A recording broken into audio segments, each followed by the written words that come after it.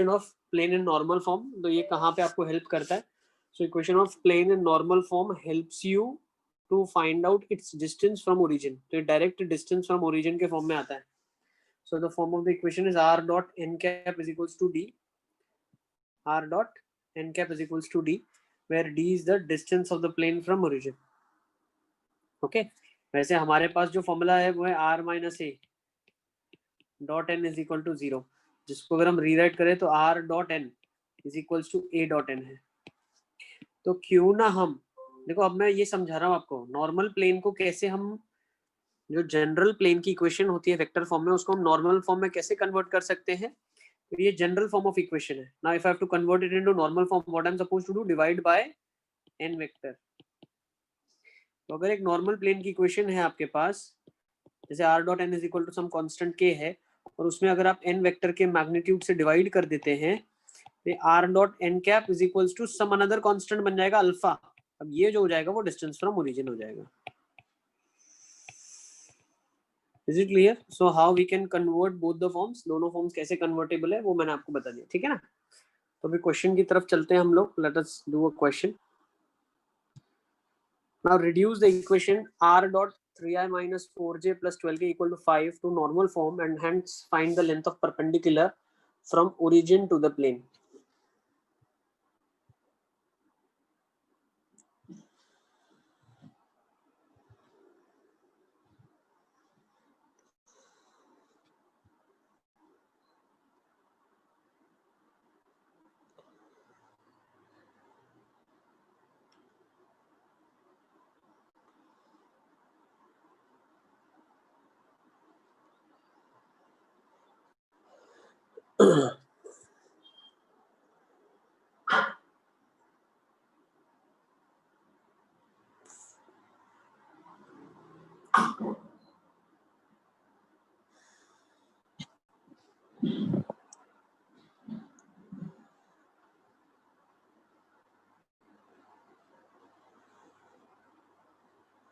तो हम लोग कैसे करेंगे इस क्वेश्चन में?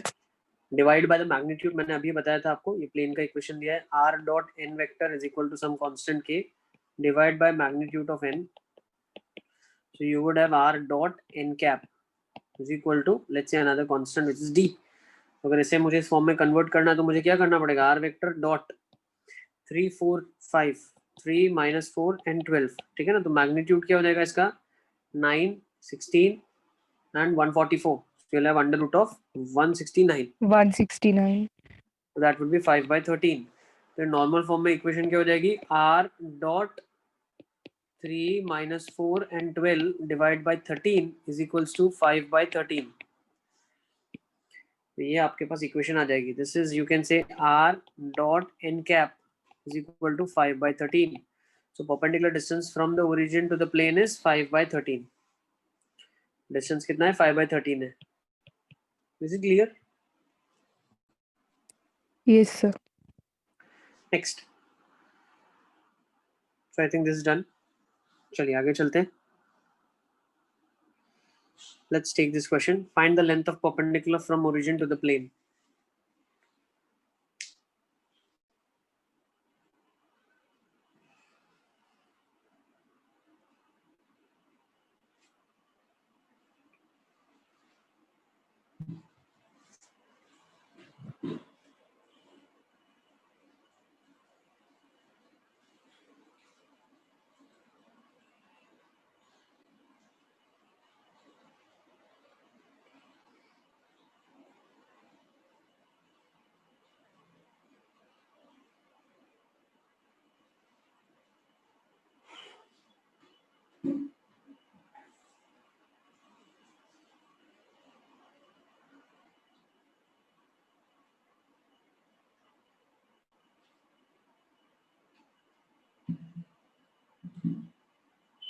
चलिए, so let's convert it into the same way. क्या लिखा हुआ है, r डॉट, ऑब्जर्व करो क्या लिखा है, 1 माइनस टू लिखा है is equals to 12। Divide by क्या कर लेंगे, मैग्नीट्यूड से डिवाइड कर देंगे, 3 आ जाएगा 3 आ जाएगा। तो डिस्टेंस कितना आ गया, 4 आ गया। डिस्टेंस कितना आ गया आपके पास, 4 आ गया।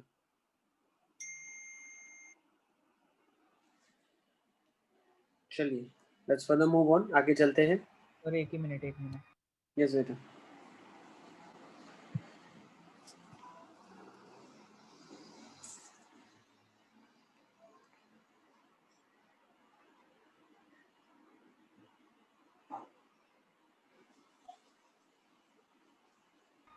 हो गया sir.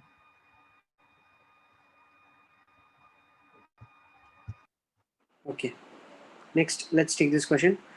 Find the vector equation of a plane at a distance 6 units from origin and has 2, -1, 2 as the dr's normal to it.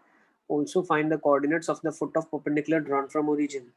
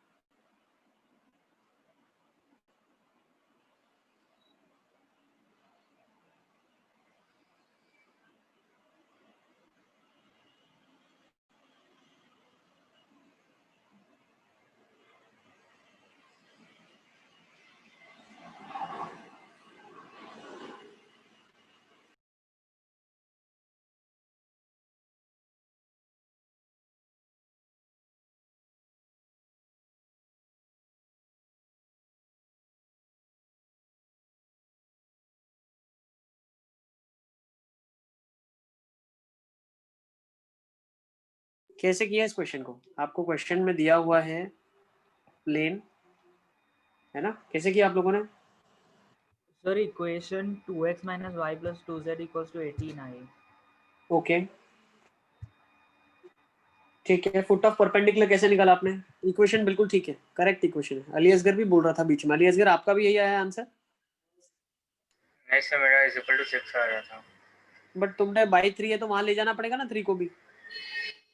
आपका यूनिट वेक्टर होगा ना, देखो आपने लिखा r डॉट 2/3 - 1/3 एंड 2/3 = 6, है ना? हाँ सर।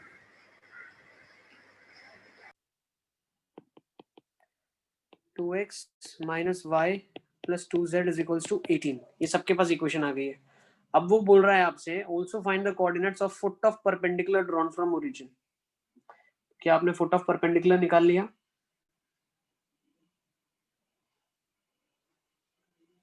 क्या फुट ऑफ परपेंडिकुलर निकाला आपने? फुट ऑफ परपेंडिकुलर नहीं निकाला? नहीं सर। बेटा कोई भी पॉइंट का फुट ऑफ परपेंडिकुलर अभी आपको अगर निकालना है तो बहुत ही सिंपल है। देखो क्या मैं बोल सकता हूँ, ये पॉइंट था ओरिजिन, है ना? कितने यूनिट की दूरी है? 6 यूनिट की दूरी है। क्या डायरेक्शन है इसका? 2 - 1 2। तो इसके जो पोजीशन वेक्टर्स हैं वो क्या हो जाएंगे? 0 0 0। मैं फॉर्मूला बता रहा हूँ, देखो कैसे लिखते हैं, plus lambda times B cap. याद है आपको? याद आ गया? a हाँ plus सर, याद lambda आ b गया। cap is any point at a distance of lambda on that line, है ना? तो अब lambda कितना है? 6 है, तो 6 टाइम्स b cap। तो b cap क्या आ जाएगा? इसकी डायरेक्शन क्या है? इसकी डायरेक्शन 2/3 - 1/3 और फिर 2/3। Is it clear? Yes sir. तो फुट ऑफ परपेंडिकुलर आपके पास आ गया। ये तो 0 0 0 है। इसके कोऑर्डिनेट्स क्या जाएंगे आपके पास? 4 - 2 4। सही है ना? Yes sir. नोट कर लो बेटा इसको।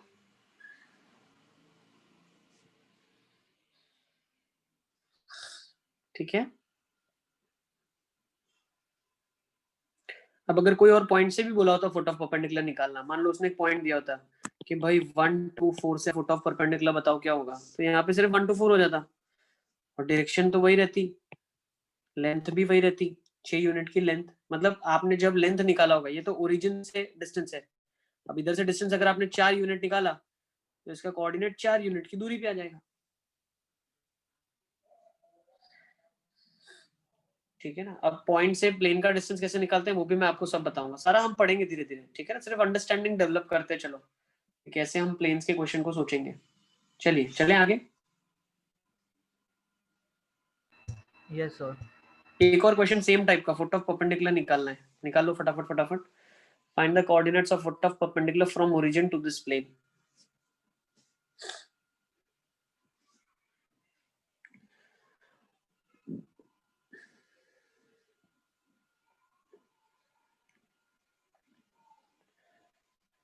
इसको होमवर्क में कर लोगे क्या?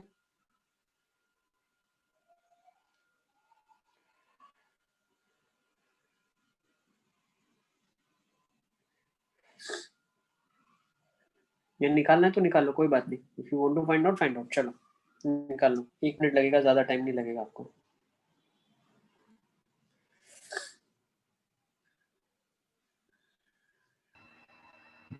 सर 12/29 वैसा आ रहा है।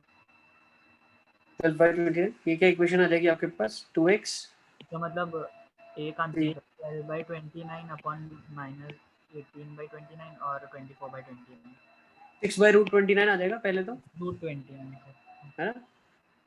16 और 9 25 और 4 29, तो 6/√29 आ जाएगा। हाँ। तो फुट ऑफ परपेंडिकुलर कितना आ जाएगा? ओरिजिन 0 0 0 प्लस लैम्डा टाइम्स, तो डिस्टेंस कितना है? ये डिस्टेंस है 6/√29 डिस्टेंस इनटू बी कैप होता है, ध्यान रखना, a plus lambda B cap होता है, तो बी कैप क्या हो जाएगा? 2/√29 ऑफ 29 माइनस 3/√29 4/√29। ठीक है ना। तो ये कितना आ जाएगा? 12/29 माइनस 18/29 और 24/29। अच्छा एक और चेक आपके लिए क्या है पता है, आपको चेक करना है, देखो क्योंकि पॉइंट क्या होता है, दो बिंदु होता है, प्लस माइनस होता है, एक ऊपर होता है एक नीचे होता है। अब हमें कौन सा पॉइंट चाहिए वो हम कैसे बताएंगे कि वो हमारा पॉइंट जो होगा वो इक्वेशन को सेटिस्फाई करेगा, है ना, क्योंकि ये प्लेन के ऊपर पॉइंट है तो प्लेन को सेटिस्फाई भी करेगा, तो आप चेक कर लो प्लेन को सेटिस्फाई करेगा।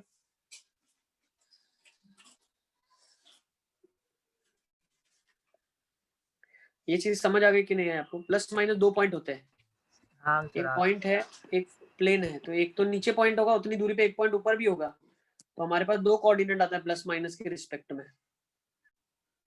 अब ये एक्चुअली हम फिक्स नहीं कर सकते प्लस लेना है हमेशा माइनस लेना है। अगर डायरेक्शन को सेंड हमने नीचे की तरफ लिया ना, नहीं अली असगर, इसमें क्या होता है, क्या पता आपका पॉइंट नीचे की डायरेक्शन में हो, तो आपको कैसे पता? Is it clear? मतलब सर अरे पॉइंट ऊपर होगा तो डायरेक्शन नीचे है, पॉइंट नीचे है तो डायरेक्शन ऊपर की तरफ होगा, है ना। तो हमें थोड़ी पता है पॉइंट प्लेन के किस रिस्पेक्ट में है, इसीलिए पॉजिटिव नेगेटिव दोनों हो सकता है। आप चेक कर लें कौन सा पॉइंट प्लेन को सेटिस्फाई कर रहा है। ठीक है, चेक कर लो कौन सा सेटिस्फाई कर रहा है, प्लस कर रहा है माइनस कर रहा है, क्या कर रहा है? 34 प्लस 54 प्लस 96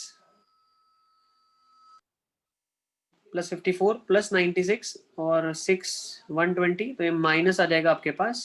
हाँ प्लस वाला ही करेगा सेटिस्फाई, ठीक है ना, यहाँ पे प्लस वाला ही कर रहा है, और आ जाएगा आपके पास -6 इंटू 29, तो ये आ जाएगा 174 इक्वल टू 0। समझ गए आप? चलिए अभी हम लोग थोड़ा फटाफट आगे और चलते हैं। Let's take down one more question, should we move on? Yes sir. Yes Okay, now let's take down next question. नया क्वेश्चन एक और ले लेते हैं। Find the vector equation of the plane passing through the points A that is a comma 0 0, B that is 0 B 0, and C that is 0 0 C. Reduce it to normal form. If plane ABC is at a distance P from origin, prove that 1 upon P square is 1 by A square plus 1 by B square plus 1 by C square.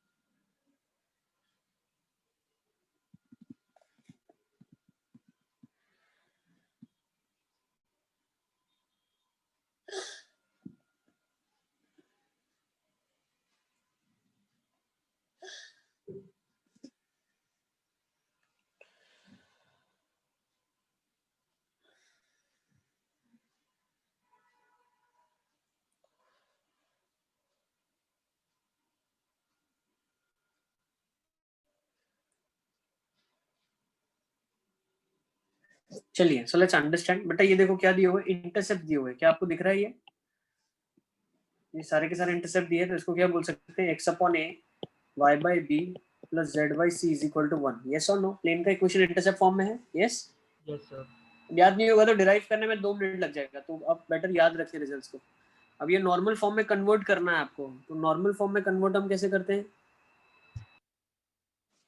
How do you convert it into normal form? जो magnitude है उससे divide करते हो आप।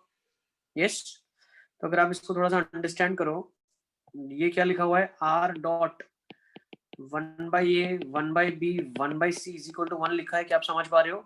अब इसके magnitude से divide करने का मतलब क्या है, 1/a², ठीक है, plus 1/b² plus 1/c²। Same इधर भी डिवाइड किया आपने,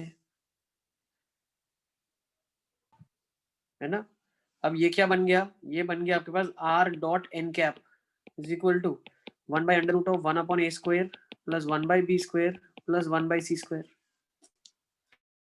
अब the plane ABC is at a distance p from origin, तो बेटा ये डिस्टेंस आपको p के बराबर दिया हुआ है, रेसिप्रोकेट कर दो, स्क्वायरिंग कर दो, तो 1/p² आ जाएगा, 1/a² plus 1/b² plus 1/c²। Do you agree? Yes और नो?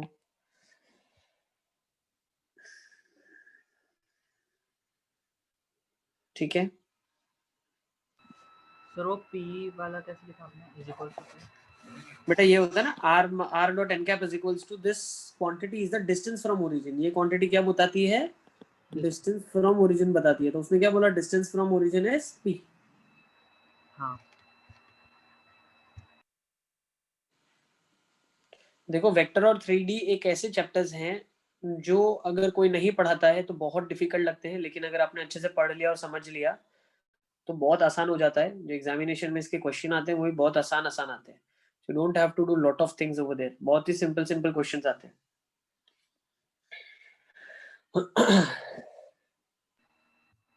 चलिए चलिए आगे। हाँ सर। तो प्रॉब्ली जो प्लानिंग है, स्क्रीनशॉट लेना। जो हमारा प्लानिंग है वो यही है कि 1 वीक का मैं टाइम देता हूँ आपको, आप अपने लेवल पे वेक्टर पूरा कंप्लीट कर लेना आरडी में से, और 3D पूरा कंप्लीट कर लेना आरडी में से। प्रॉब्ली 1 वीक का टाइम मैं दे रहा हूँ। उसके बाद जब हम शुरू करेंगे तो हम लोग वेक्टर 3D के प्रीवियस ईयर से ही शुरू करेंगे।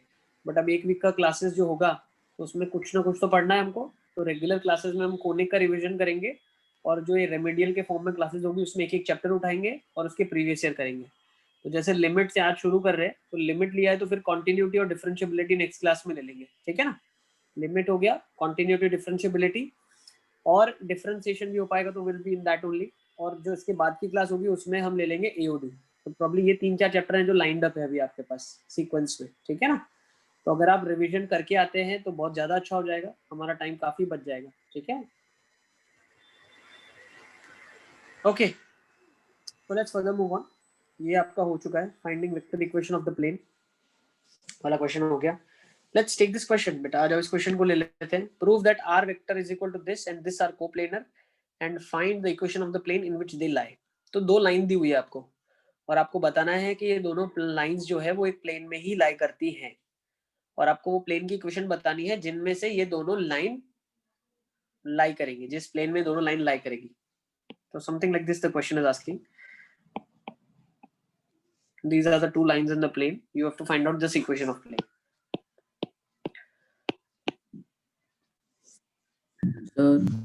yes Sahil beta, hello yes Sahil beta। Sir, वो मेरा स्टार्ट पूरा मिस हो गया सर, नेट इशू की वजह से। Hello hello. हाँ हाँ कोई बात नहीं, तुम जुड़ जाओ। अभी जो जो चीजें तुम्हें समझ में अगर नहीं आती है तो मुझसे पूछते हुए चलो, आई विल एक्सप्लेन आल्सो, ठीक है ना? क्या क्या नहीं पता चल रहा है, हाँ सर। कोई भी चीज की टेंशन मत लो। जहाँ ज्यारती जागिया त्यारती सवार, जब से जुड़ गए तब से शुरुआत हो गई। सर वो लास्ट क्लास में हमने मैसेज में लिख दो मुझे अगर ज्यादा, हाँ सर। मैं रीड कर लेता हूँ। राइट मी इन मैसेज।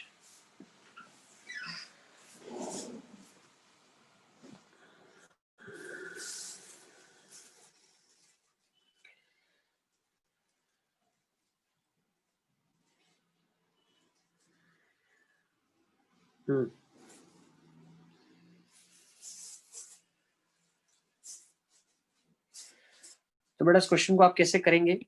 को प्लानर प्रूफ करने के लिए क्या करोगे आप? एक पॉइंट आपको पता है 1 2 3, एक और पॉइंट आपको पता है 2 3 4, एक इसके पैरेलल वेक्टर पता है 3 4 5 और इसके पैरेलल वेक्टर पता है 2 3 4। तो क्यों ना मैं इन दोनों को ज्वाइन करके एक वेक्टर बना लूं, और ये दो वेक्टर तो है ही मेरे पास, तो मेरे पास 3 वेक्टर हो जाएंगे और तीनों को कोप्लेनर प्रूफ कैसे कर सकते हो आप? a dot b cross c equal to 0 proof कर देना आप। डिटर्मिनेंट से करना। यस डेफिनेटली ऐसा ही करेंगे बेटा। तो ये पहला डिटर्मिनेंट का क्या बन जाएगा? 1 1 और 1। कहाँ से लिखा? इन दोनों के हेल्प से लिखा 1 1 1।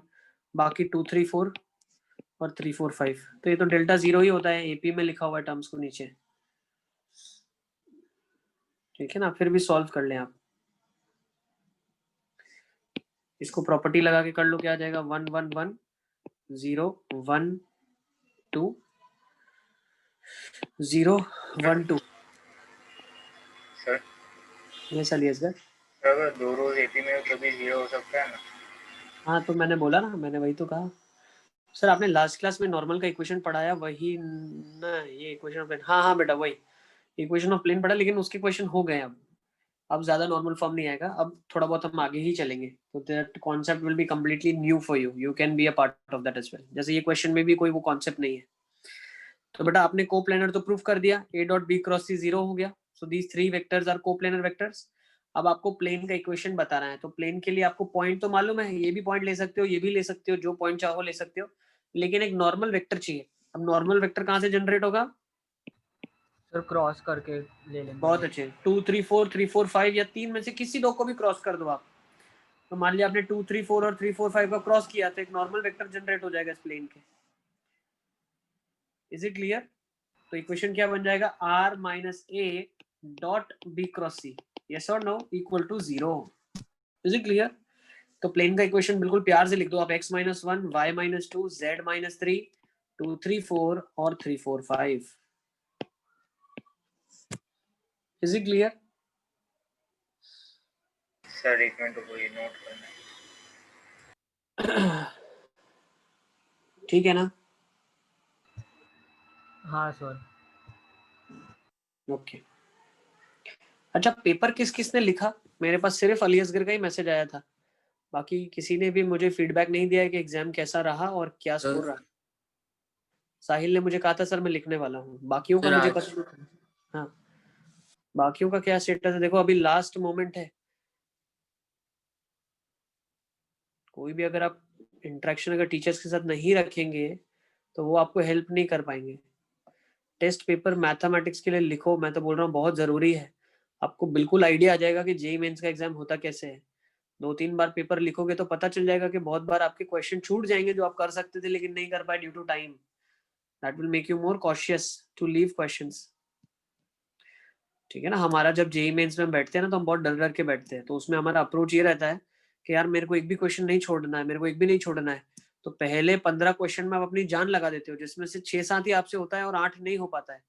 तो आप पूरी तरीके से एग्जॉस्ट हो जाते हो, not only in terms of energy but also in terms of time, ठीक है ना। तो पीछे के 15 क्वेश्चन अटेम्प्ट नहीं कर पाओगे आप, जबकि वो 15 पीछे के क्वेश्चन में हो सकता है 8-10 ऐसे हो जो बहुत ईजी हो और आपसे 2 लाइन में हो जाए।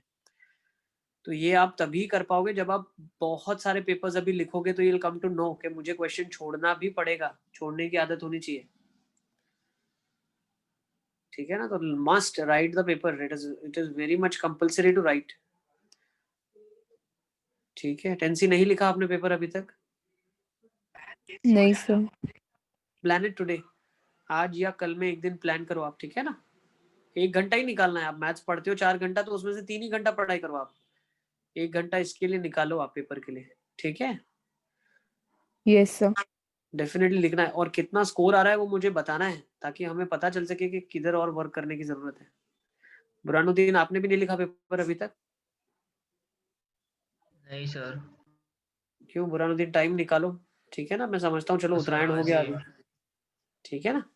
हाँ। खंजन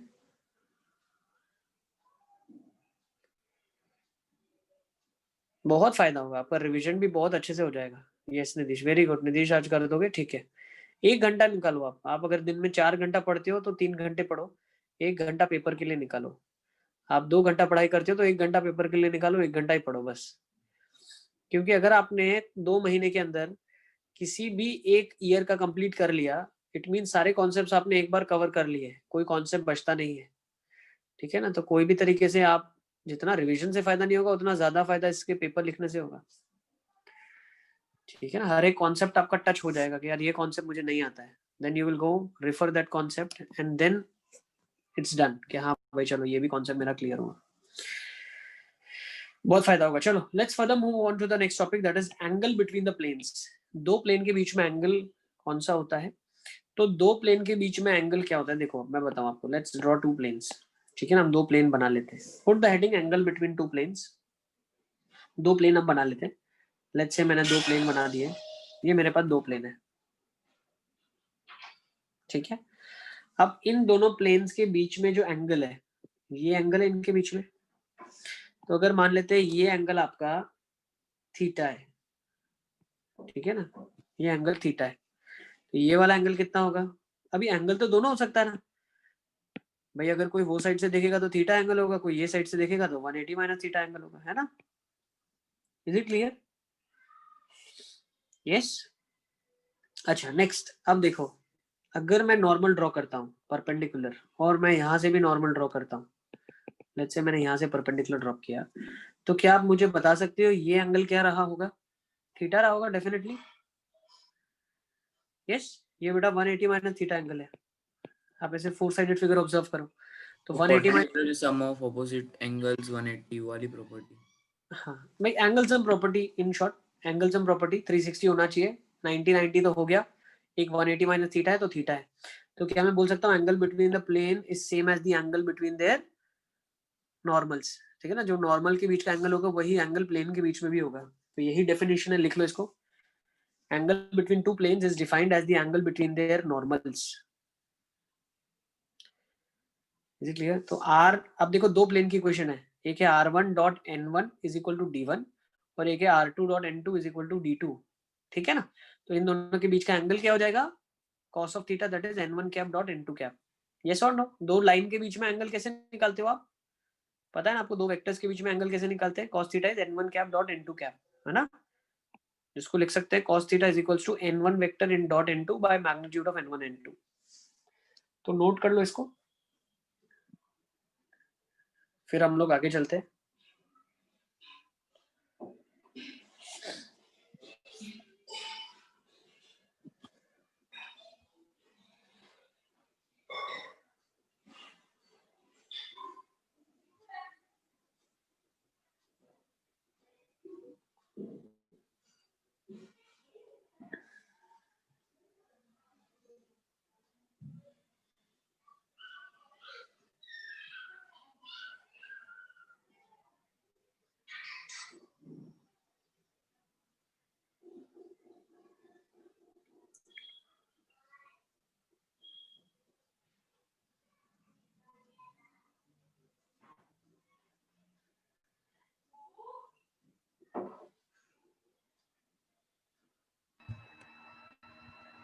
चलें आगे बेटा। और एक ही मिनट। ओके अब इसके बाद हम लोग कंडीशन डिराइव करने वाले हैं। जैसे अगर हम बोलते हैं दो प्लेन आपस में परपेंडिकुलर है तो उनके जो नॉर्मल्स होंगे वो भी आपस में परपेंडिकुलर होंगे। दो प्लेन अगर पैरेलल है तो उनके नॉर्मल्स भी सेम होंगे या डायरेक्शन सेम होंगे, है ना। मतलब हम ऐसा बोल सकते हैं they will be multiple of each other, एक दूसरे के मल्टीपल के फॉर्म में होंगे। हो गया सर। ओके सो पहले आपने क्या बोला था? अब बताता हूँ अलीस सर, सब आएगा अभी धीरे धीरे। तुम सुनने की हैबिट रखो, बस बोलो कुछ भी मत, यू जस्ट लिसन। कुछ तुम्हारा मिस नहीं होगा, तुम टेंशन मत लो। मैं एक चीज 10 बार बोलने वाला हूँ और वो सब रिटन फॉर्म में है तो हम लिखेंगे भी, ठीक है। तुम ज्यादा टेंशन मत लो, आराम से मस्त से रिलैक्स होकर पढ़ो सोफा पे। अब सुनो, conditions for planes to be parallel. When I say planes are parallel, एक प्लेन दूसरे के पैरेलल है तो मैं बोल सकता हूँ इन दोनों के नॉर्मल भी आपस में पैरेलल होंगे। तो हम बोल सकते हैं एक वेक्टर दूसरे के मल्टीपल में होगा तो n1 vector is equals to lambda times n2 vector, है ना। इधर से हमें कंडीशन क्या मिल गई? n1 vector is equals to lambda times n2 vector. मतलब मैं बोल सकता हूँ a1 b1 c1 will be lambda times a2 b2 c2, मतलब a1 by a2 is equal to b1 by b2 is equal to c1 by c2 is equal to some constant that may be 1 upon lambda, जो यहाँ पे है, ठीक है ना. So the direction ratios are same, they have same drs, same dc's, actually ऐसा बोलना चाहिए, they have same dc's और drs है एक दूसरे के, ठीक है ना. सेम डीसी रहेगा. अगर यूनिट वेक्टर की बात करें तो वो यूनिट वेक्टर सेम रहेगा उस डायरेक्शन के लिए. Okay, next. अगर दोनों प्लेन आपस में परपेंडिकुलर हैं तो इनके डी जो पैरेलल वेक्टर्स है वो आपस में परपेंडिकुलर होंगे, मतलब जो डीआरस है वो परपेंडिकुलर है, ठीक है ना. तो परपेंडिकुलरिटी की कंडीशन क्या है? Angle between them is 0. Sorry, cos of 90 value is 0, angle between them is 90, so cos 90 0. तो n1 डॉट n2 0 हो जाएगा. तो यहाँ पे क्या जाएगा आपके पास? a1 a2 plus b1 b2 plus c1 c2 is equal to 0. Sir ये सब में सर ये लाइन हम लोग वैसा ही करते थे ना, लाइन में भी पैरेलल. हाँ बेटा, एंगल बिटवीन प्लेन क्या है? एंगल बिटवीन लाइंस ही है ना. दोनों प्लेन के बीच में वही एंगल होगा जो उनके नॉर्मल्स के बीच में एंगल होगा. हाँ, इसीलिए तो हम लोग अभी वही सारे फंडे लगाएंगे जो लाइन के लिए लगाते थे, एकदम सेम, ठीक है ना. अच्छा, ये फॉर्मूला भी देखो, दिखने में ऐसा लग रहा है बट ये तो बहुत ही छोटी छोटी चीजें लिखी है. एंगल बिटवीन प्लेन्स क्या लिखा? जैसे यहाँ पे हमने वेक्टर फॉर्म में लिखा, वही हम लोग 3D के फॉर्म में लिखेंगे. n1 वेक्टर, ठीक है ना. तो n1 हो जाएगा n1 डॉट n2 आपके पास हो जाएगा a1 a2 b1 b2 c1 c2 upon magnitude of them. इसको फटाफट नोट कर लो. अच्छा, मुझे खंजन का रिस्पॉन्स नहीं आया. खंजन, कब लिखोगे एग्जाम खंजन?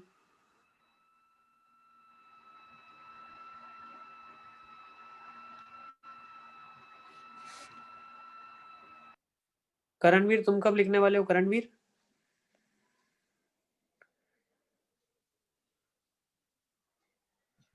सर कल लिखूंगा. हाँ बिल्कुल प्लान बना के लिखो.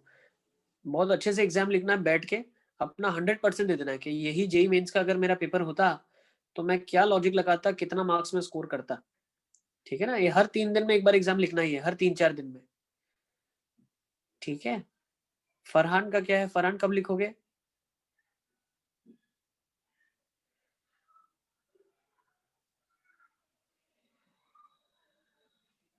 ठीक है, चलिए let's further move on. Let's start with this question. Find the angle between planes. जल्दी जल्दी, इन दोनों प्लेन के बीच का एंगल क्या होगा बताओ.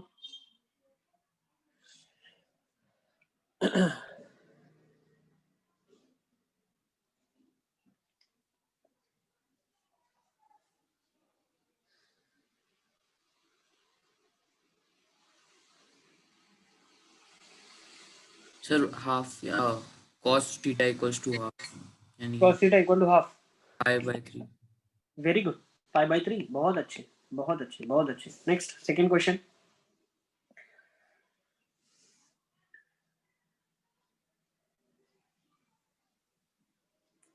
Sir, can you do last slide?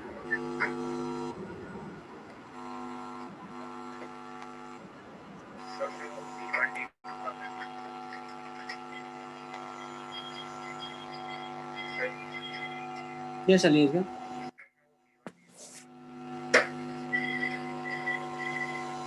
बताओ अली का. सर ये आपने A1x plus B1y plus C1z equation of plane लिखा है. हाँ, कार्टेशियन इक्वेशन ऑफ प्लेन है. हाँ सर. चलिए लेट्स फर्दर मूव ऑन. जल्दी जल्दी करो बेटा. पहला क्वेश्चन, एंगल pi/3 आ गया आपके पास. कैसे किया आपने? डॉट प्रोडक्ट कर दिया. तो 2 - 1 + 2 अपॉन रूट ऑफ 4. तो 4 आ गया और ये आ गया आपके पास 4 2 - 1, ठीक है. और ये आ जाएगा, सॉरी 6 है, 6 नॉट रूट 4, 6. ये भी 6, ये भी 6 और ये 3. तो ये हाफ आ गया. cos थीटा हाफ आ गया. तो थीटा आपके पास pi/3 आ गया. बहुत अच्छे, ठीक है ना. अच्छा, नेक्स्ट वाला क्वेश्चन क्या आया होगा? इसका एंगल क्या रहा आपके पास?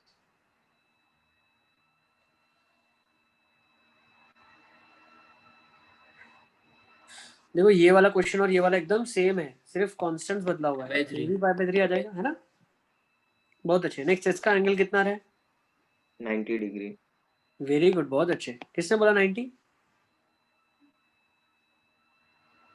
सर 90 आ रहा है सर, निधीश ने बोला था पहले। क्या बात है निधीश, मतलब तुम रैंक तो ले आओगे इस बार, मुझे लग रहा है जबरदस्त, बिल्कुल जोरों शोरों से तैयारी चल रही है। ठीक है चलिए बहुत बढ़िया, लेट्स फर्दर मूव ऑन, आगे चलते हैं। सर एक मिनट, लास्ट क्वेश्चन लिख लो अलियसगर, लिख लो।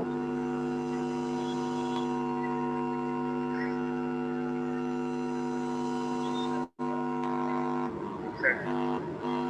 Let's take this question.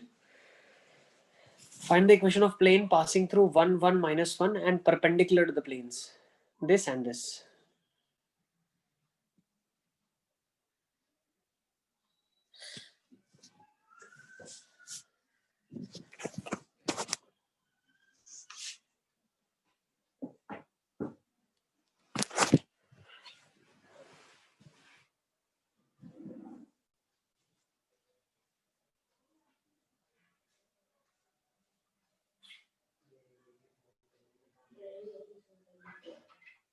Sir नहीं आ रहा है ये वाला।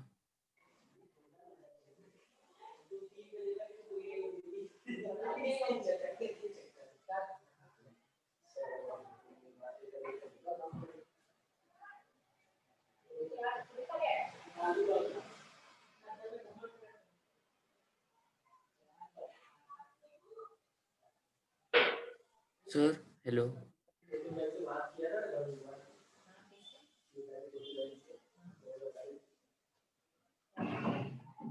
Sir, hello hello hello.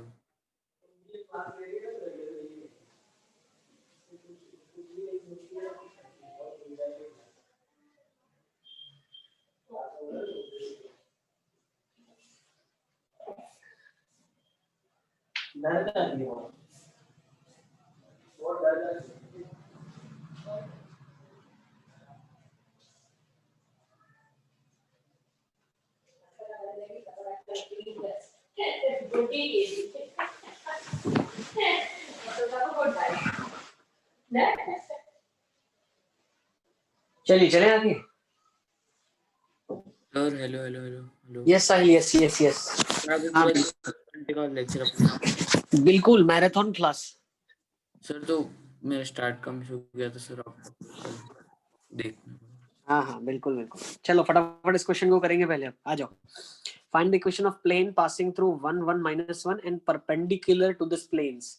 इन दोनों प्लेन के अगर वो परपेंडिकुलर हैं तो क्या मैं बोल सकता हूँ इसके जो, देखो एक प्लेन ये है, ठीक है ना, दोनों का क्रॉस कर ले तो। हाँ देखो इसका नॉर्मल जो होगा तो वो प्लेन के अंदर ही होगा, यस और नो। तो इसका जो नॉर्मल वेक्टर होगा और इसका जो नॉर्मल वेक्टर होगा, ये दोनों हमारे गिवन प्लेन के अंदर लाई करेंगे। हाँ यस, तो इनका जब मैं क्रॉस करूंगा तो वो प्लेन के लिए मुझे नॉर्मल मिलेगा। 1, 2, 3 yes. और 2, -3, 4 इनका जब मैं क्रॉस करूंगा तो वो मेरे रिक्वायर्ड प्लेन के परपेंडिकुलर आ जाएगा। तो equation will be r -1, 1, -1 dot a cross b is equal to 0। Is it clear? क्या ये चीज समझ गए आप? चलिए नोट कर लीजिए।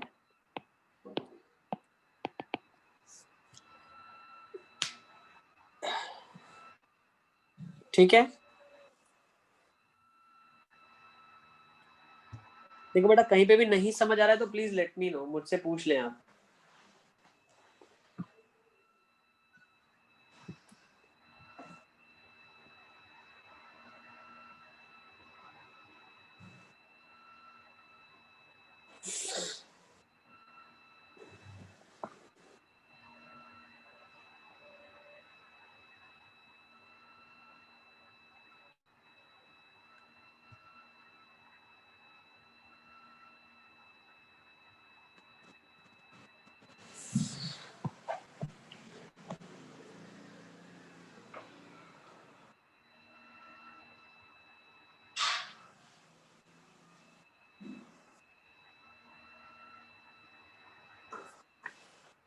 चलें आगे, should we move to the next question बेटा, चलें आगे।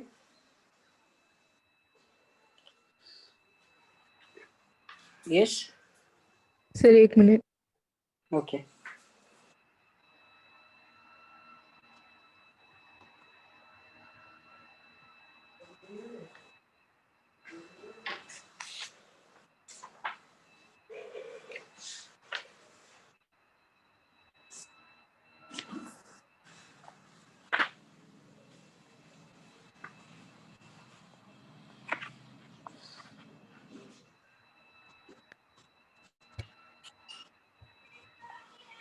Your answer 14x plus 2y minus 7z equals to 20. Question क्या आ रही है? इक्वेशन आपकी आनी चाहिए, देखो इक्वेशन लिखी है हमने 17x plus 2y minus 7z equal to 26, ये आ रही है। हाँ सर। चलिए बहुत बढ़िया नितिश, मतलब जबरदस्त काम कर रहे हो यार, वेरी गुड। कहाँ पर थे अभी तक तुम? सर घर पे ही हूँ।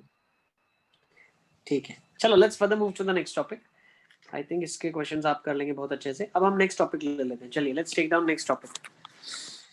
Find the equation of planes passing through point of intersection of two planes. अब ये इसको हम कैसे करेंगे, हम निकालने वाले हैं प्लेन की इक्वेशन जो दो प्लेन के पॉइंट ऑफ इंटरसेक्शन से पास करें। तो सबसे पहली चीज आपको क्या समझनी पड़ेगी इसमें, लिखो सबसे पहली चीज, हेडिंग लिख लें आप, equation of plane passing through point of intersection of two planes. तो मुझे एक चीज बताओ बेटा, जो दो प्लेन होते हैं तो सबसे पहला two planes if not parallel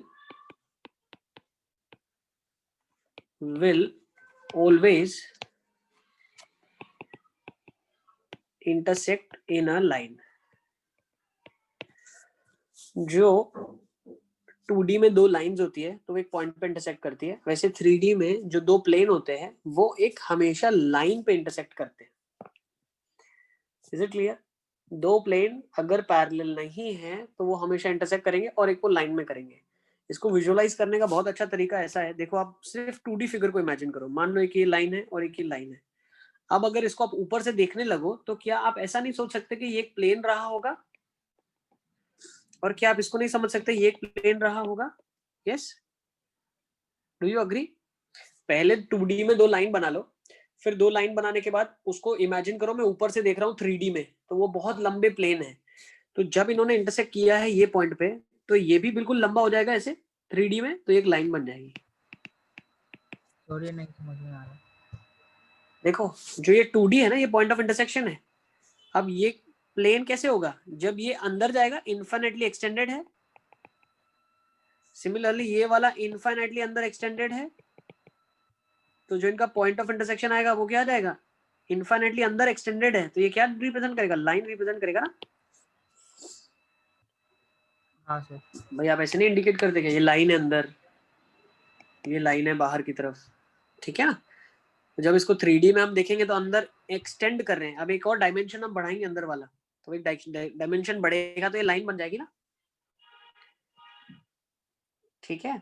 चलिए अब दो प्लेन, पहला पॉइंट हमने लिखना है, सबसे पहला point, two planes if not parallel, non parallel will intersect in a line।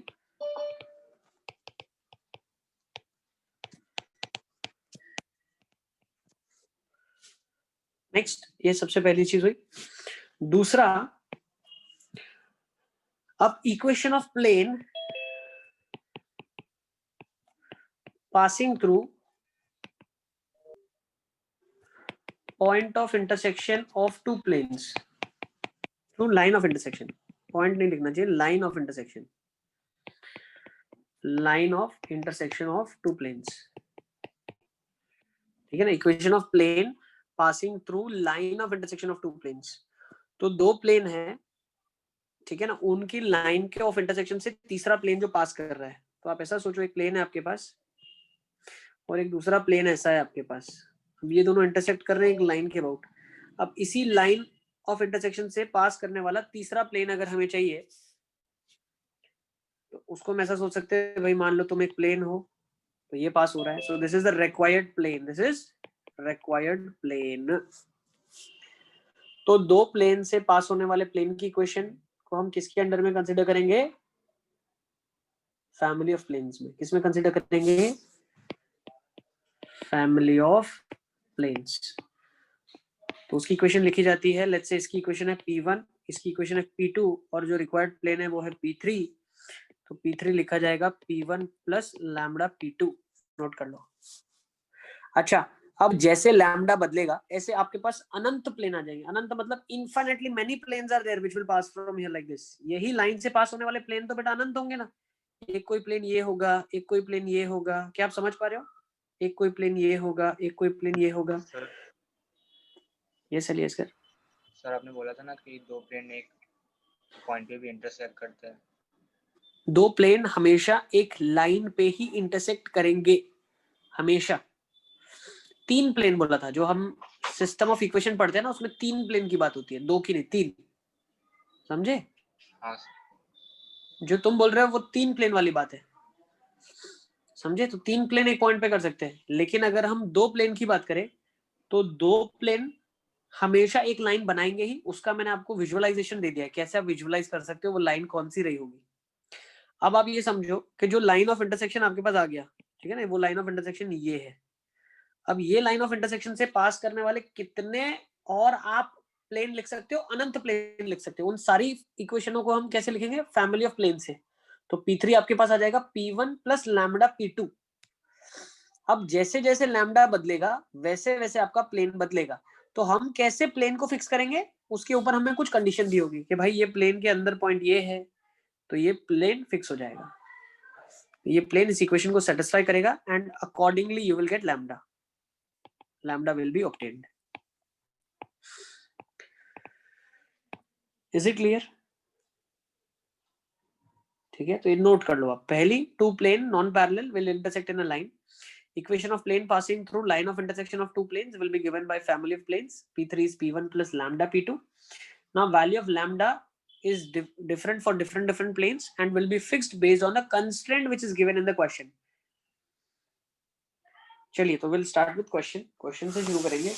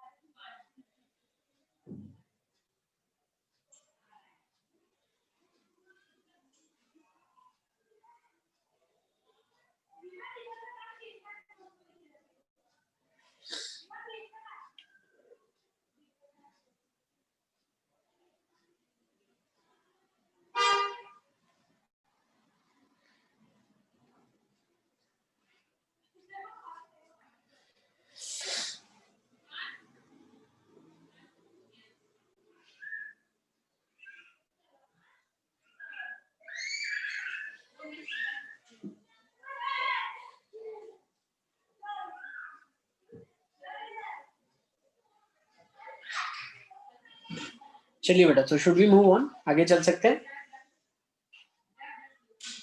Yes, sir. Okay, so let us start with the question. एक क्वेश्चन के साथ ही शुरू करते हैं, फटाफट फटाफट। देखो ये सारा पॉइंट आपने लिख लिया अभी। प्लेन को फिक्स करने के लिए लैम्डा की हम एक वैल्यू निकालेंगे जो क्वेश्चन में कंस्ट्रेंट दिया होगा वहां से। प्लेन की इक्वेशन लिखी जाएगी P1 plus lambda P2। So let's start with the question. सीधा क्वेश्चन से शुरू करते हैं। Find the equation of plane through the intersection of these planes and passing through the point 2, 1 and -2।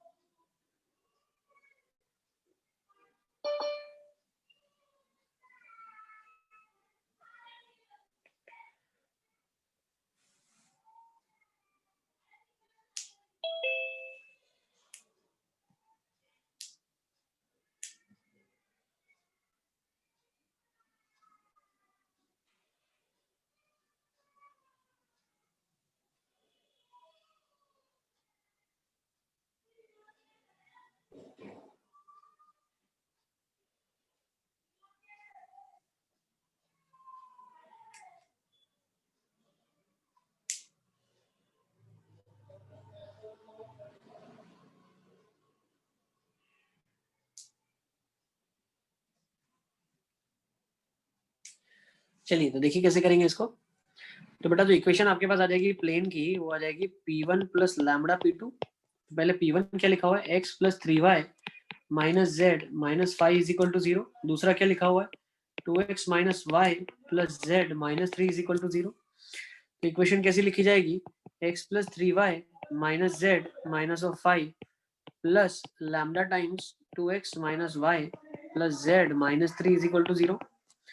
अब इस इक्वेशन में मैं बोल सकता हूं कि ये पॉइंट लाई करेगा, डेफिनेटली पॉइंट प्लेन के अंदर लाई कर रहा है तो उसको सेटिस्फाई भी करेगा। तो जाएगा 2 plus 3 plus 2 minus 5 plus lambda times 4 minus 1 minus 2 minus 3 is equal to 0। तो पता क्या चला यहाँ से 3 5 7 minus 2 7 minus 5 is 2 plus lambda times 4 minus 4 0 तो ये माइनस 2 आ गया इक्वल टू 0। तो लैम्बडा की बेटा यहाँ से वैल्यू आपके पास 1 आ गई। तो लैम्बडा इज इक्वल टू 1 हो जाएगा जिसके लिए प्लेन की इक्वेशन आपके पास आ जाएगी। तो लैम्बडा इक्वल टू 1 आप यहाँ सब्स्टिट्यूट कर लें तो आपकी इक्वेशन ऑफ प्लेन क्या जाएगी 3x प्लस 2y। अब minus z plus z cut गया माइनस ऑफ 5 माइनस 3 हो जाएगा minus 8 is equal to 0। So 3x plus 2y minus 8 equal to 0। Note कर लें इसको।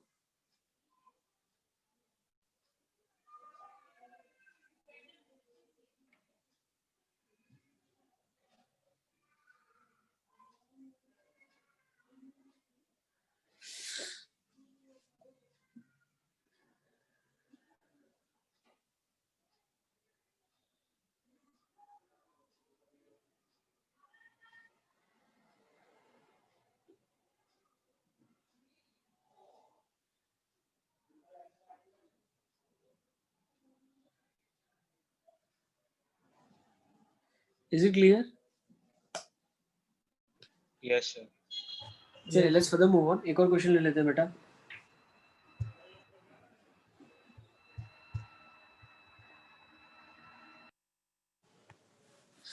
Find the equation of plane which is perpendicular to the plane and which contains a line of intersection of these planes.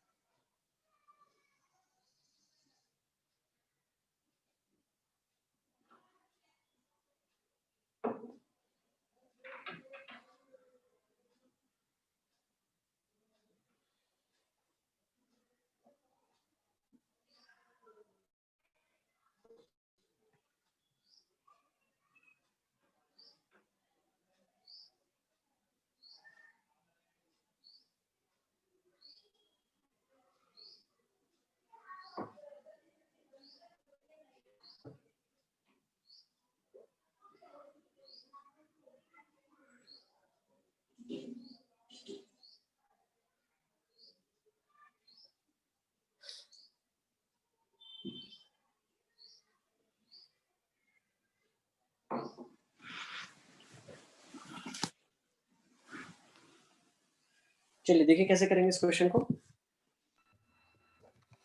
Sir इसमें मतलब ये पहले equation lambda के terms में निकालेंगे और उसका डॉट के 5x plus 3y plus 6z के साथ कर लेंगे इक्वल्स टू 0। देखो आप ऐसा बोलोगे, आपके पास जो प्लेन आएगा ना, प्लेन आएगा उसके जो नॉर्मल वेक्टर होंगे, ठीक है, और ये जो प्लेन है आपके पास इसके जो नॉर्मल वेक्टर हैं तो ये भी आपस में परपेंडिकुलर होंगे क्योंकि प्लेन्स आपस में परपेंडिकुलर है। एग्री? नॉर्मल वेक्टर से बात कर जाएगा है ना। जो मेरे पास ये प्लेन P1 है, जो वेरिएबल प्लेन आया, लेट्स से ये आ जाएगा P1 प्लस लैम्डा P2 से, ठीक है ना, which is perpendicular to this plane. Let's say ये प्लेन P4 है, ये मेरा P3 है, तो अगर मैं P3 प्लेन और P4 की बात करूँ आपस में परपेंडिकुलर है, तो इनके नॉर्मल्स भी आपस में परपेंडिकुलर होंगे, तो नॉर्मल का डॉट जीरो कर देंगे। तो P3 की इक्वेशन लिख लेते हैं, P3 आ जाएगा P1 प्लस लैम्डा P2 बेटा, तो वो आ जाएगा आपके पास 2 lambda plus 1 times x plus lambda plus 2 times y, next minus of lambda minus 3 times z plus 5 lambda minus 4 is equal to 0। तो ये आपका प्लेन P3 की इक्वेशन आ गई, चेक कर लो एक बार।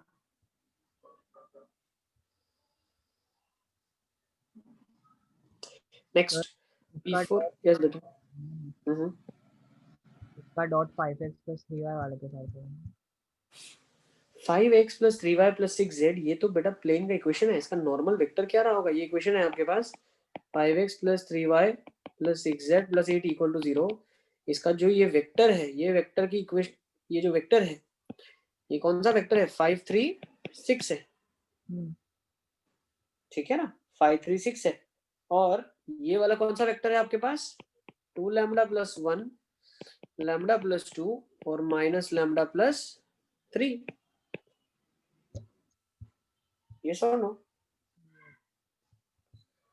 वेक्टर निकालना पड़ेगा, नॉर्मल वेक्टर निकाले अब आपने, अब इनका डॉट करोगे तो 0 आ जाएगा, हो जाएगा 5 times 2 lambda plus 1 plus 3 times lambda plus 2 plus 6 times 3 minus lambda is equal to 0। So 10 lambda plus 5 plus 3 lambda plus 6 plus 18 minus 6 lambda is equal to 0। तो 10 और 3 13 लैम्डा माइनस 6 आ जाएगा 7 लैम्डा और आ जाएगा 5 प्लस 6 11, 11 प्लस 18 आ जाएगा 29, तो आ जाएगा minus 29, तो lambda का वैल्यू आ जाएगा माइनस 29 अपॉन 7, नोट कर लो इसको। ओके, तो बस इसको पुट कर लेंगे और प्लेन की इक्वेशन निकाल लेंगे हम लोग,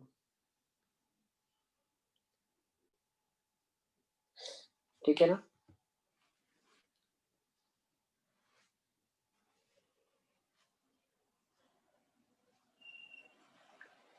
एक और क्वेश्चन करना चाहते हो ऐसा?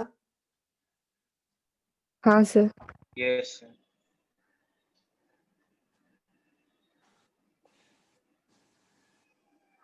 सर हो गया।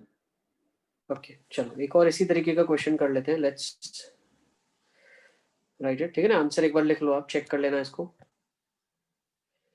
We should get 51x plus 15y minus 50z plus 173. Okay चलें एक और क्वेश्चन ले लें क्या? हाँ सर। हाँ sir. Let's write this.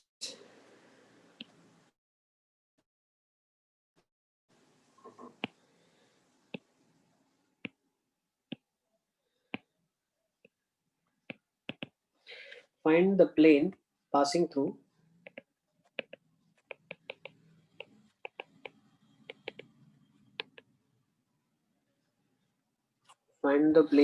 through intersection of planes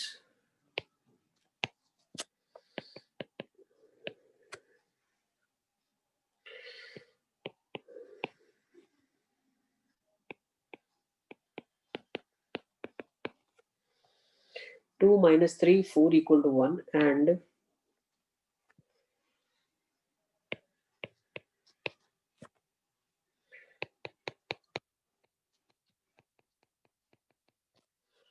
one minus 1 0 plus 4 equal to 0 and perpendicular to the planes r vector dot 2 minus 1 1 is equal to minus of 8. 2 minus 1 1 equal to minus of 8.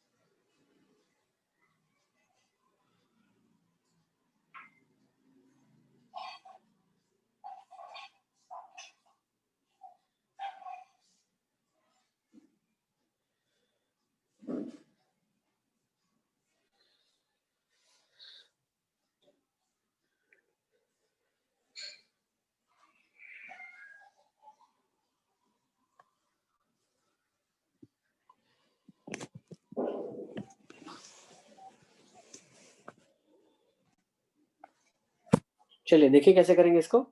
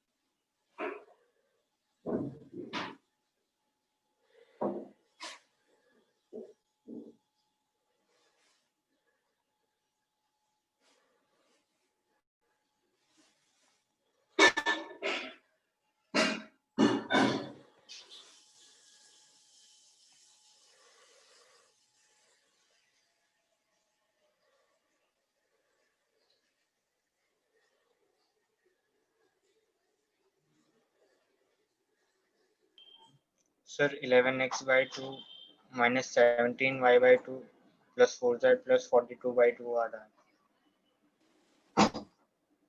अच्छा नहीं ऐसा तो नहीं आ रहा है कुछ। चलिए सर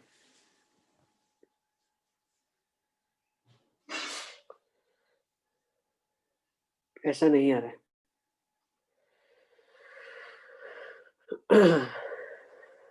देखे क्या? हाँ सर लैम्डा माइनस 11/3 आ रहा है। करेक्ट, लैम्डा माइनस 11/3 आ रहा है। अलियास में तुम्हारा क्या आ रहा है? सर मेरा माइनस 11/2 आ रहा था। बस वही गड़बड़ हो गया, लैम्डा गलत निकाला आपने। कैलकुलेशन देख लो एक बार।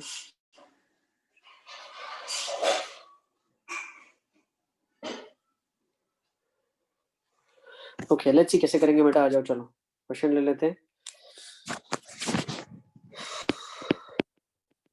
उसने क्या बोला? आपको प्लेन निकालना है जो इंटरसेक्शन से पास कर रहा है। तो P1 plus lambda P2 is the equation of plane P3। तो वो आ जाएगा 2x minus 3y plus 4z minus 1 plus lambda times x minus y plus 4 equal to 0। ये लिखा जाएगा lambda plus 2 x minus lambda plus 3 times y plus 4z plus 4 lambda minus 1 equal to 0। P3 is it clear? क्या ये चीज clear है yes sir. सबको? Yes sir. ठीक है नेक्स्ट अभी हम लोग क्या बोलते हैं, लेट्स फर्दर मूव ऑन। अब जो प्लेन P3 है ना, it is perpendicular to the plane. तो दूसरा प्लेन कौन सा है? P4। P4 प्लेन है आपके पास 2x minus Y plus z minus, तो ये रहेगा प्लस 8 इक्वल टू 0। इसके नॉर्मल वेक्टर्स आपको दिए हुए 2 माइनस 1 1 नॉर्मल। इसके नॉर्मल वेक्टर्स आपको दिए हुए हैं lambda plus 2 minus of lambda plus 3, और ये वाला आपके पास आ जाएगा 4,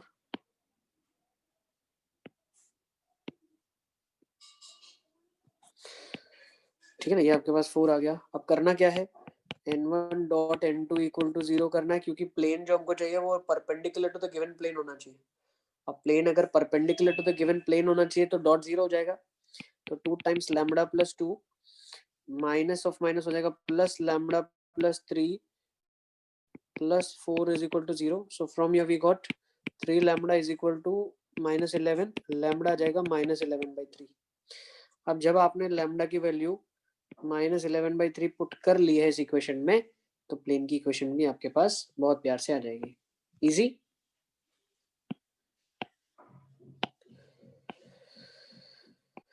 यस, अली असगर देख लिया आपने कहाँ पे मिस्टेक हो गया? हाँ सर। एक चीज याद रखो, मैं 100 मिस्टेक कर सकता हूँ लेकिन आप एक भी नहीं कर सकते, तो आपको तो बिल्कुल अलर्ट होकर सॉल्विंग करना है, ठीक है ना। तो आपके पास फाइनल इक्वेशन जो आ जाएगा, फिर आंसर वुड बी बेटा minus of 5x plus 2y plus 12z is equals to 47। ये आपका आंसर होना चाहिए, चेक कर लिया आप, यही आ रहा है? Yes, sir. चलिए वेरी गुड, बहुत अच्छे। चलें आगे, शुड वी मूव ऑन? एक और क्वेश्चन देता हूं मैं, देखो आप ये क्वेश्चन करो। Find the equation of plane through the intersection of this and this which is at a unit distance from origin. इसकी दूरी ओरिजिन से 1 यूनिट की है।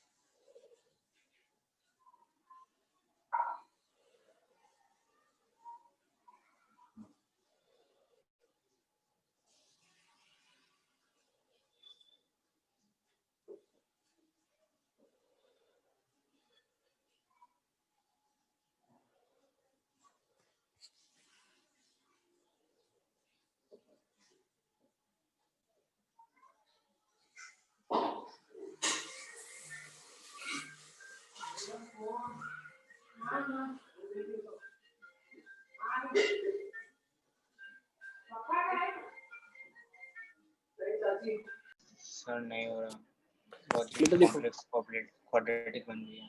ओ हो मास्टर हो तुम, मास्टर। क्या लिखा है? Find the equation of plane through the intersection of these two planes. तो अगर इन दोनों प्लेन के इंटरसेक्शन से प्लेन की इक्वेशन निकालनी है तो उसकी इक्वेशन क्या रही होगी? तो let's write p is equals to p1 plus lambda p2 के फॉर्म में। तो वो क्या बन जाएगा आपके पास? वो बन जाएगा 3 lambda plus 2 into x minus lambda minus 6 into y plus 4 lambda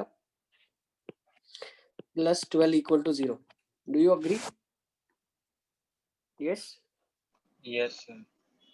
अब इसने क्या बोला है आपको, जो ये प्लेन होगा ये कितनी दूरी पे है? यूनिट डिस्टेंस की दूरी पे है ना? ज्यादा टेंशन लेना ही नहीं है। अरे इसने बोल दिया प्लेन यूनिट डिस्टेंस की दूरी पे है, तो क्यों ना हम इस प्लेन को नॉर्मल फॉर्म में लिख देते हैं? यस और नो? अगर प्लेन को मैं नॉर्मल फॉर्म में लिखता हूँ तो जो दूरी मुझे मिलती है राइट हैंड साइड, वो क्या मिलती है? ओरिजिन से मिलती है, क्योंकि अभी हमने पॉइंट का प्लेन से डिस्टेंस, अभी हमने फॉर्मूला नहीं पढ़ा। तो हम क्या कर सकते हैं, हम ऐसा बोल सकते हैं क्या, हम लोग डिस्टेंस निकालने के लिए नॉर्मल फॉर्म में इसको कन्वर्ट करते हैं। तो नॉर्मल फॉर्म में कन्वर्ट कैसे किया जाता है प्लेन को? यूनिट वेक्टर से दोनों साइड डिवाइड करते हैं आप। तो डिस्टेंस आपके पास क्या आता है? डिस्टेंस आता है 12 अपॉन, देखो कांस्टेंट को उधर ले जाते हैं, यूनिट वेक्टर बनाते हैं। तो यूनिट वेक्टर कैसे बनता है माइनस बेटा? डिस्टेंस की बात हो रही है। किसकी बात हो रही है? डिस्टेंस। डिस्टेंस की बात हो रही है। डिस्टेंस हमेशा मॉड्यूलस होता है और वो 1 के लिए बोला हुआ है इसने। Is it clear? नीचे यूनिट वेक्टर है तो रूट आ जाएगा, ये वाला part, this would be root of this. Yes.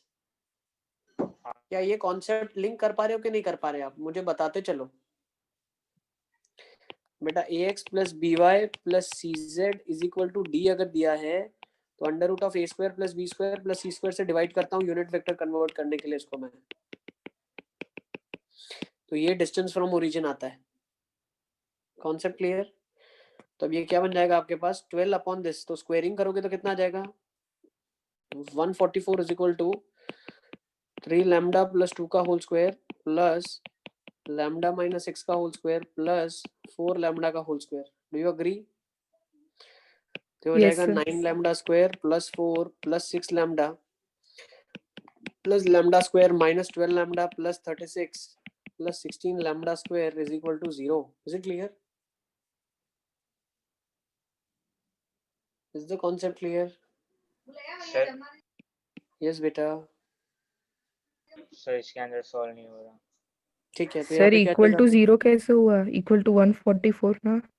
हाँ हाँ हाँ 144 ना, यस भाई गलती से लिख दे मैंने 144 है ये। ओके बस इसको ओपन किया है और इक्वल टू 144 कर दिया।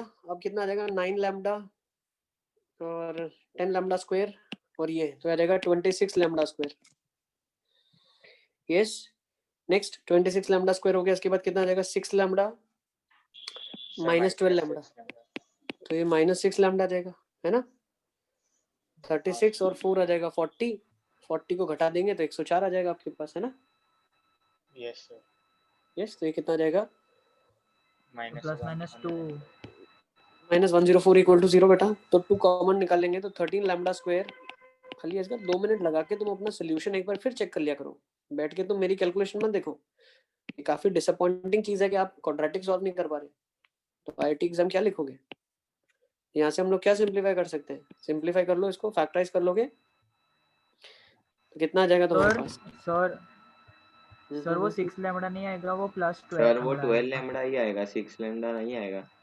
हाँ सर ये भी 12 3 आएगा ना? लैम्डा प्लस 2 अरे का। अरे ये हाँ 12 आ सर जाएगा आपके पास है ना, 12 आ जाएगा ये वाला। तो हाँ पहले सर। ही कट ये गया 12 ही कट गया, तो लैम्डा तो बचा ही नहीं है बेटा, खत्म हो गया ये भी। तो सिंपली आपके तो पास ये लैम्डा भी खत्म स्क्वायर हो बचा गया। है बस। तो lambda square is equal to 4 आ जाएगा, लैम्डा का वैल्यू प्लस माइनस 2 आ जाएगा। बिल्कुल सही, ठीक है हाँ करेक्ट, बिल्कुल ठीक है। ठीक है तो एक बार ध्यान से देखें आप, यस ठीक सर। है। तो लैम्डा की वैल्यू प्लस माइनस 2 आ गई, तो जब आप लैम्डा की वैल्यू प्लस माइनस 2 यूज कर लेंगे तो दो इक्वेशन आपके पास आ जाएगी। ठीक है यहाँ पे प्लस माइनस 2 डाल के आप दो इक्वेशन ले लें, खत्म आपका काम। सही है ओके। फिर तो वो दोनों ही वैलिड इक्वेशन होगी तो ना? वो दो हाँ, सर दोनों इक्वेशन वैलिड होगी बेटा, दोनों इक्वेशन वैलिड होगी। ठीक है दोनों तो वो इक्वेशन मतलब वैलिड क्या होगी। सिग्निफाई करती है? दो इक्वेशन क्यों आई हमारे पास? दो इक्वेशन इसके लिए आई क्योंकि देखो मुझे एक चीज बताओ, अगर मेरे पास एक प्लेन आ रहा है जो इसके पॉइंट ऑफ इंटरसेक्शन से पास कर रहा है, तो एक प्लेन ये आ जाएगा और एक प्लेन ऐसा भी तो आ जाएगा ऊपर वाला। ठीक है ना, अब ये प्लेन मैंने इसको ऊपर करना है तो ये प्लेन ऐसा बनेगा और ये प्लेन ऐसा बनेगा। समझ गए कि नहीं समझे आप? हाँ सर वो मतलब दो प्लेन आएंगे जो वन ओरिजिन से 1 Definitely. की डिस्टेंस पे दो आएंगे ऐसा ना? ठीक है ना, हाँ बिल्कुल। ओरिजिन से जब आप ड्रॉप करोगे तो ऐसे दो प्लेन आ जाएंगे जो यूनिट डिस्टेंस की दूरी पे होंगे आपके पास। अच्छा हाँ ठीक है सर। ठीक है मैं वापस से रिपीट करूंगा, मैं 100 मिस्टेक कर सकता हूँ लेकिन आप एक भी मिस्टेक नहीं कर सकते, आपको बिल्कुल ध्यान से सॉल्व करना है। ठीक है ना, एग्जामिनेशन में आपको कॉन्सेप्ट लग जाता है तो उसके बाद कैलकुलेशन मिस्टेक तो हाथ जोड़ के भी मत करना। ठीक है चलिए लेट्स फर्दर मूव ऑन, आगे चलते हैं फटाफट फटाफट। एक क्वेश्चन आपने ये भी कर लिया, अब एक और सर क्वेश्चन में देखो। यस यस बेटा टेंसी। सर वो 140 से 210 ब्रेक था। ब्रेक। ओ चलिए have a break, let's meet after break and then will further continue. Okay yes sir. Bye bye, take care, have lunch. 250 sir 2:10 कितने तक बजे? आना है या लेट आना है? आराम से आओ, 220 2:15 को स्टार्ट करते हैं ठीक है ना। 2:15 ठीक है, 25 मिनट में खा लोगे?